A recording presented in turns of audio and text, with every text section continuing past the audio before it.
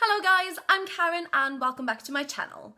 Today I'll be doing the Disney book tag, which was created by Katie Tastic, and you'll find the link to her original video in the description box. Question 1, The Little Mermaid. Pick a character who is out of their element. For this question, I picked Todd from The Knife of Never Letting Go by Patrick Ness.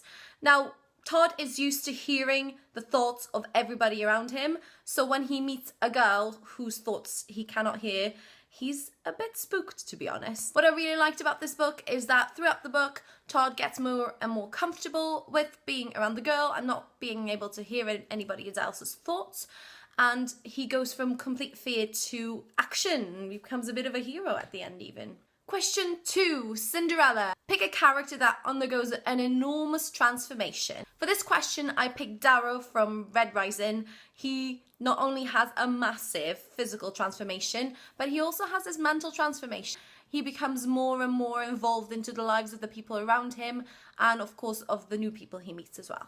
Number 3 is Snow White. Pick a book that has an eclectic cast of characters. Now for this one, I picked Harry Potter. I think this book might show up in a lot of my videos because I think this series has got it all. It has an amazing cast list and it's just the scope of different characters that I really like about it. From really tight-knit families such as the Weasleys to very icy cold families like the Malfoys. And then you have all the wonderful characters in between. You've got Hagrid, Dumbledore, Professor McGonagall, who's absolutely badass. There's just so many characters in there that I love, and I think this is perfect for this. Number 4 is Sleeping Beauty, a book that put you to sleep.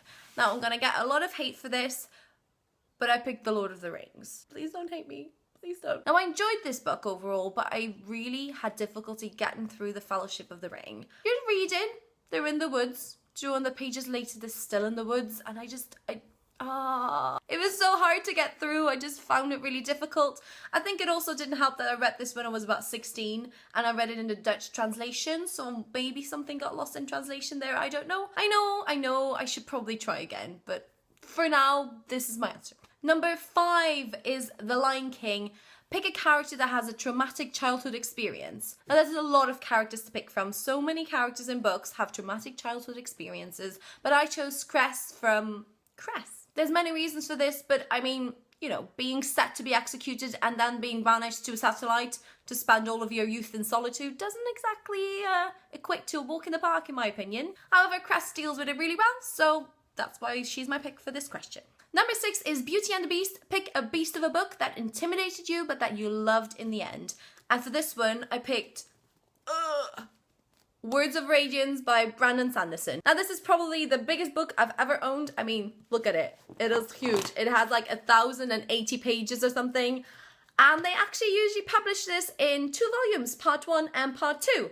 But this is the whole of Words of Radiance in 1 volume. This is huge. This is amazing. This is wonderful, fantastic. It is one of my favorite books ever. I think it also has to do with the fact that I usually really like really long books. I'm not very scared of them.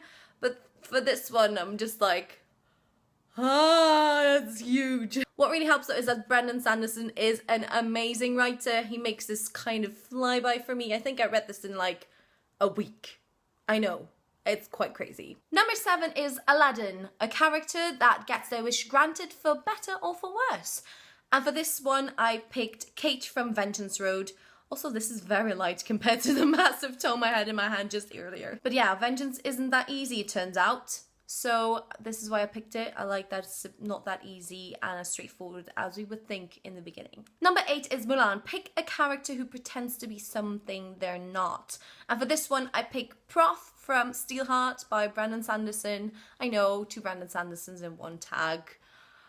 Predictable, maybe. I don't know. Who cares? Now I won't tell you exactly what or where because this is actually part of the plot and I don't want to spoil it for you, but let's just say that his reveal is a bit of a corker. Number 9 is Toy Story. Pick a book with characters that you wish would come to life, and for this one I've been hemming and hawing. This was a really difficult choice, but I picked the Throne of Glass series by Sarah J Maas.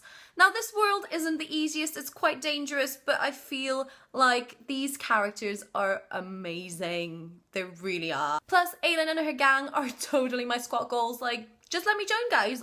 I have skills, I think. And 10 is Disney Descendants. Pick a villain or ambiguous character you like, and for this one I picked Cersei Lannister from A Song of Ice and Fire. I think Cersei is kind of the character we all love to hate. She is fabulous and fierce and she is a strong woman, but she does some really pretty evil things. What makes her an interesting villain for me is that she does really bad things for reasons that I totally empathize with. The reasons why she does those evil things are so relatable and make her so human, which is why she's my top pick as a villain.